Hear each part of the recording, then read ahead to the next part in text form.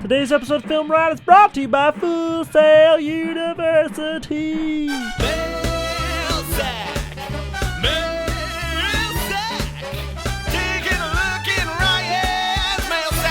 Do you have any tips for documentary filmmaking? Back when I worked for Alienware, they actually had me do a lot of what they would call case studies, which were these really short documentaries about people who would use their systems, like the school that they donated all these computers to after Hurricane Katrina. They were these just short documentaries, these vignettes of all of that. And for me, it was always about finding a core, a heart to the story, this thematic through line to carry us through this. Even though it was about a system, it was more about the people that used the system for me. And that I think is any documentary. It's what are you thematically trying to show or say or tell. If there was a creative using the system, it was about his creative passion more than it was about the system. The system was just a device for him to express that passion. So it's about finding that thematic through line and following it through. Sometimes it's you going out and capturing all that footage and then looking at what you have and constructing a story out of that. And sometimes it's, shooting an interview and finding the story from the interview and then getting the footage that you need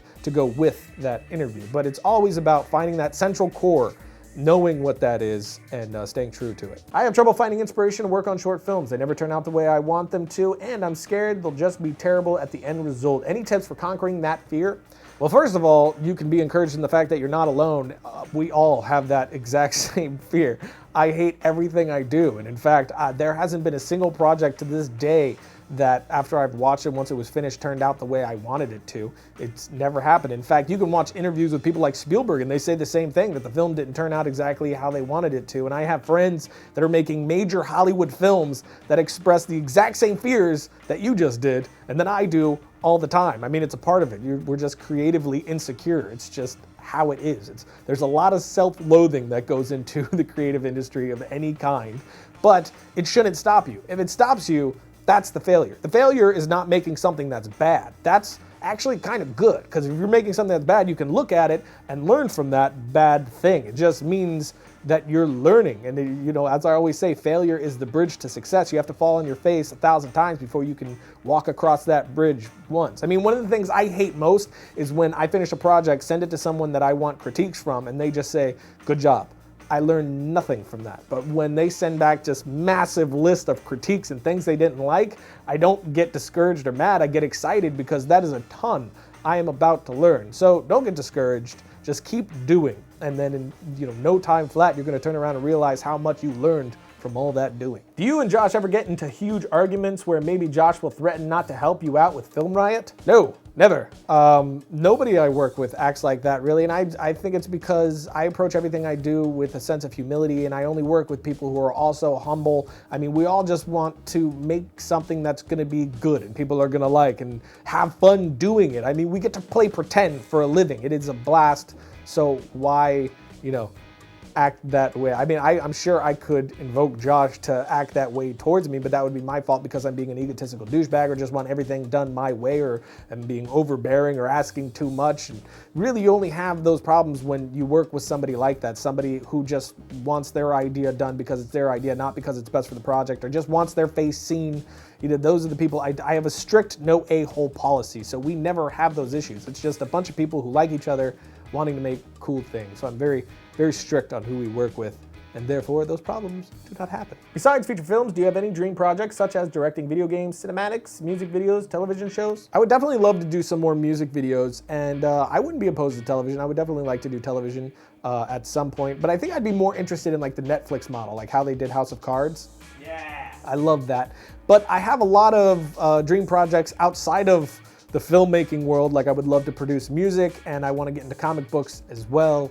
So there's a whole plethora of things I would like to do. How to work with child actors. Any tips? The number one thing is to get them comfortable with you. If they're comfortable with you, they'll trust you, and you'll be able to work with them in that way and have them do what you need them to do. But it's also, really important to get the right kid. There's some kids that'll be really fantastic. They're outgoing, and you could usually pull anything from, kids are used to pretending all the time, but there's some kids that there's just no dice. You're not going to get anything from them if they're too shy or just won't. You're going nowhere. So you need to make sure you get the right type of kid. After that, it's just a matter of getting them comfortable with you and not talking down to them. Talk to them, you know, like you would pretty much any other actor, and you should be good to go. And if all else fails, bribe them with candy. That has worked a time or two. I knew this comment would make its way into your show. I see what you did there.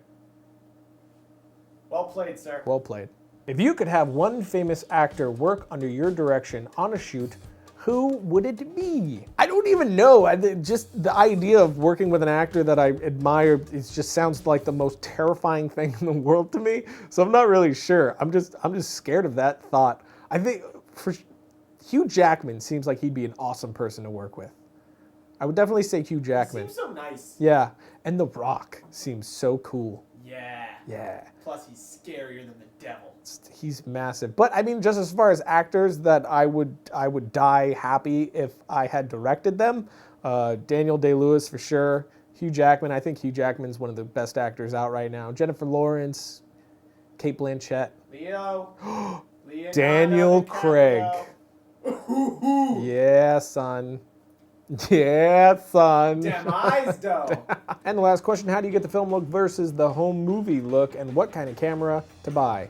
Just starting. For how to get the film look, we've done a bunch of episodes on cinematography and the like. You can find that by going to our YouTube page, clicking that search, and then just putting cinematography on there, and you'll find a bunch of stuff. But it's all just about lighting, location, composition, and then color correction. It's all those things combined, even wardrobe. Everything that you put in front of your camera is going to go into play with getting that film look or home video look. As far as what camera to get, we actually just did a Christmas list episode, which you can find right here, which goes through a few cameras which I fancy. So check that out.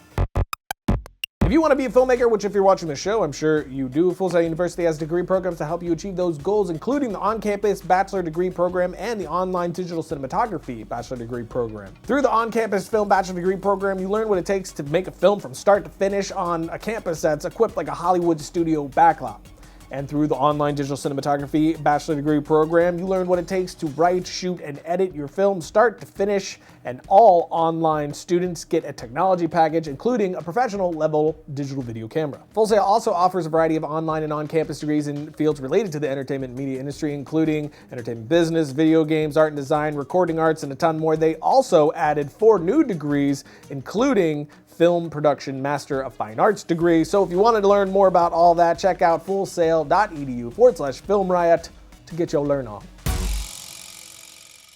Logo. So that's it for today, which means it's time for my short film suggestion of the week. This one is called Six Shooter. It's an Oscar-winning short film written and directed by Martin McDonagh, who also did In Bruges and Seven Psychopaths. I friggin' love In Bruges, and this is a great short film. It's a bit longer than the ones I usually suggest, which it's like over 20 minutes long, but it stars Brandon Gleeson, who I love, and it is a great short film. You can check it on YouTube right here. And speaking of short films, my new short film comes out this Thursday, the 5th of December, Josh. Whoop, whoop. It's a lot of fun. I'm really excited to release it to you guys. I wrote it along with Seth Worley, and I think you guys are going to dig it. But that's it. I'll see you guys next week.